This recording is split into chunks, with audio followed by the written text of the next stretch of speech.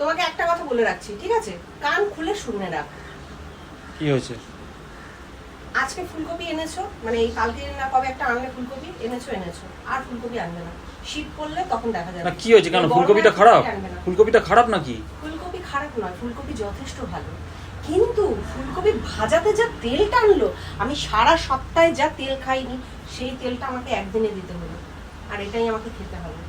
এত তেল খাওয়া যাবে না এই গরমে। তাহলে আবার এটা কি দিচ্ছ? একটু ঘি দিচ্ছি। এই বললে তেল বেশি হয়ে গেছে, তাহলে ঘিটা দেওয়ার তোমার কি প্রয়োজন ছিল? একটু ঘি না দিলে না ভালো লাগে না। বাহ বাহ বাহ বাহ বাহ তাও তো বাহ। আমি অনেক কম পরিমাণে তেল দিয়েছি, মানে যতটা কমে করা যায় তাও যেন আমার কাছে বেশি লাগছে, আর লাস্টে একটু ঘি না বললে ফুলকপিতে ভালো লাগে। বাহ বাহ বাহ, এই না হলে রাঁধুনি। হ্যাঁ, রাঁধুনি তো অবশ্যই। আমার উপর চোটপাট নিয়ে এখন লাস্টে একটু ঘি না দিলে ভালো লাগে? কতটুকু দিলাম, হাফ চামচও দিইনি ঘিটা।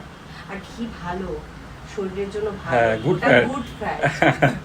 ঠিক আছে। তেল না খেয়ে ঘি খাও, দেখবে ভালো, শরীরের জন্য খুব ভালো।